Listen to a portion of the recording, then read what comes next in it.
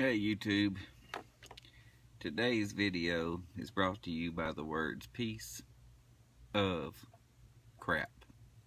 But I'm going to talk about the Beretta Nano BU9. I don't know what the BU stands for, but I'm going to compare it to the Ruger LC9s Pro. I was going to do the video on the Beretta alone, but I'll explain to you why the LC9s is in this video shortly. Now, both these guns are safe and empty. Believe you me, if this Beretta was loaded, it would still be safe. I bought it. I said I was going to. I bought a new one because I'd heard the problems of the failure to feed, failure to extract. I thought, well, if there was actually a problem, I will get a new one. The problem will be fixed by now, if there was a problem at all. So this one's new. I brought it home. I took it apart. I cleaned it, just as you should any brand new gun. Took it out back here. Went to fire 100 rounds.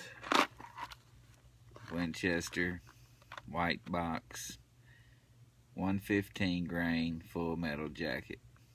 I know this is not premium ammo, but I made it through.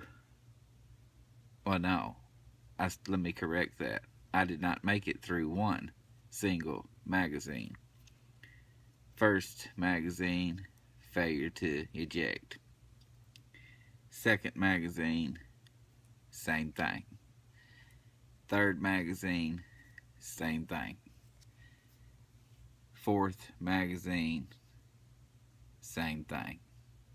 Failure to eject. So, I got disgusted. I dropped it on the ground. I was carrying my Ruger LC9s Pro. So I unloaded it. I took my hollow points out of it. It is safe, by the way.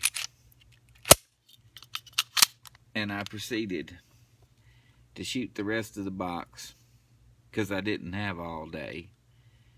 I shot the rest of the box of this Winchester white box junk. I know it's junk, but anyway, Ruger LC9s Pro, shot the rest of the box, 76 rounds, without a hiccup. Huh. I'll be danged.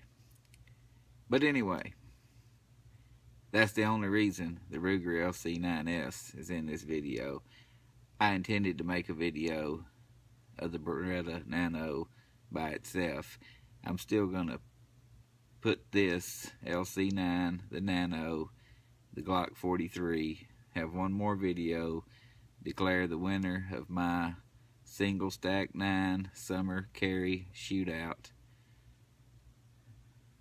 But that's coming. The Glock, I still need to put a few more rounds through it. It also has no malfunctions. That puts this Ruger, though, up to just under 700 rounds. I have it wrote down. I will go outside after I finish this video and put a few more rounds through it to get it up to an even 700. It hasn't failed. It's shot my reloads. It's shot hollow points. It's shot... well, it shot everything. I even shot 25 of the Hornady critical defense. So there it is, over 700 right now. I will finish it up. I will look at my chart and I will get it up to an even 725 right after this video. The Ruger's proved itself. It don't have to do anything else for me to know that it's a quality handgun. I'm not going to declare the winner just yet. The Glock is still in the fight. Beretta Nano, however, is not only having failure to eject. Now, a lot of people on the videos I watch called it failure to feed, failure to extract. It's neither one of those things. The problem on this particular one anyway is a failure to eject. The slide is obviously not cycling back far enough to eject the casing, so it's pushing the empty casing back into the chamber and also trying to pick up a new cartridge on the way in.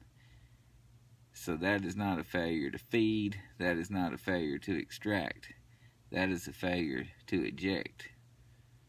But either way, it is a failure, and it was a failure that repeated itself 4 times in 4 magazines. I can't live with that. Another quirk it had was these magazines will not just pop in here. I'm pushing this in. It won't lock. I'm hitting this pretty good. You got to get it in there before it'll lock. That's a little quirk, and I could live with that if that's all it did.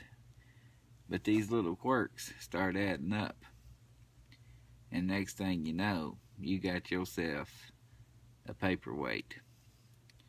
But what I'm going to do with it, I'm going to store it with the slide lock back for a few days. See if it'll loosen up that spring. It should, it might not.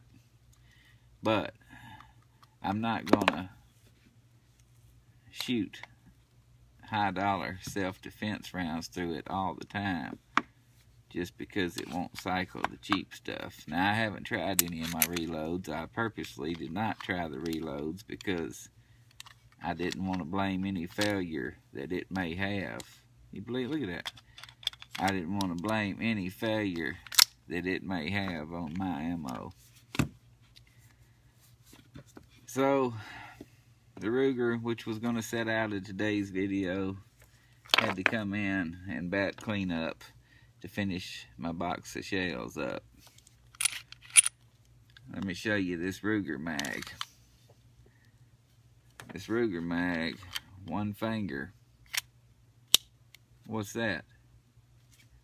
Huh? Beretta? You see that? I have an average of 3 to 5 people watch my videos. Beretta, if you happen to be one of them, call the guys at Ruger. Ask them how they did that. Or call the guys at High Point or any of the other manufacturers that's been around for 50 years, 80 years, 100 years, and ask them how they did it. Yeah, you've been around 500 years. Come on. But I'm gonna show it some love. I've showed the Glock some love. I put the trigger bar in it, polished the trigger, tried to get it down to where somebody other than Hulk Hogan could pull it. LC9s Pro, haven't done a thing to it. I frog glued it. I put the Talon grips on it. Did the frog lube a couple of times. I clean it, I oil it just like you're supposed to. As you can tell,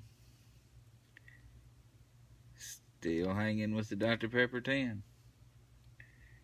I had some turkey bacon this morning.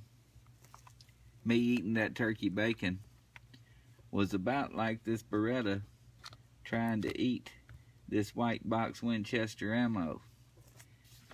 It choked every time I put a mag in it. So, is Winchester white box turkey bacon? No. It ain't worth a crap, I know. But Ruger didn't have no problem eating it. So, gonna give it the benefit of the doubt, which doubts are high right now. Gonna take this Ruger and I'm done with it right now. I'll carry this Ruger without any worry. Now, this Ruger, I should just declare it the winner of the shootout right now.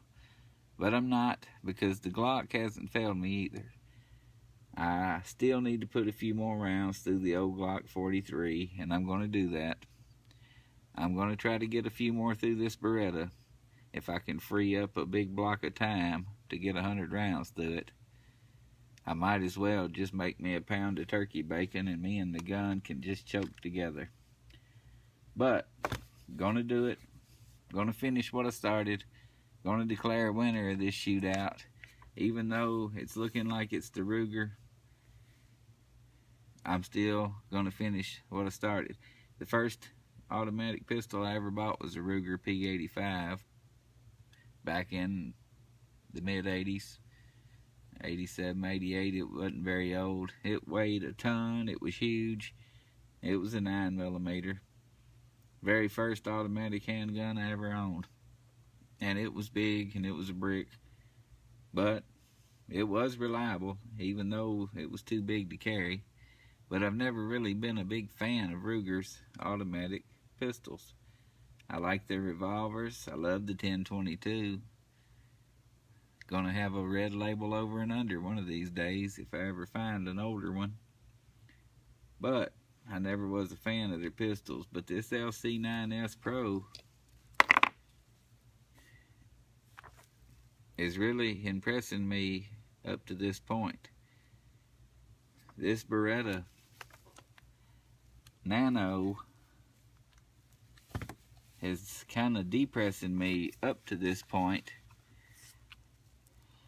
But I'm gonna lay it around a couple of days with the slide lock back, try to loosen up that spring, cook a couple of pounds of turkey bacon, get me a couple of Dr. Pepper tins, and we're gonna go out in the yard and we're gonna puke until all that bacon's gone and the whole box of this Winchester white box is gone. That may take a while, may kill us both, but that's what we're gonna do. And I'll finish this video with one more showing all three of these. This one may be in pieces or may be covered in mud where I stomped it, but it will be in it. And then we'll declare a winner, and the 8 viewers will at least know my opinion on these 3 single stack pocket guns. And that's about all I got at this moment. Like I said, I'm a little disappointed, but at the same time, I'm even more pleased with the LC9. Thanks for watching, and I'll be back with the final of this shootout very shortly.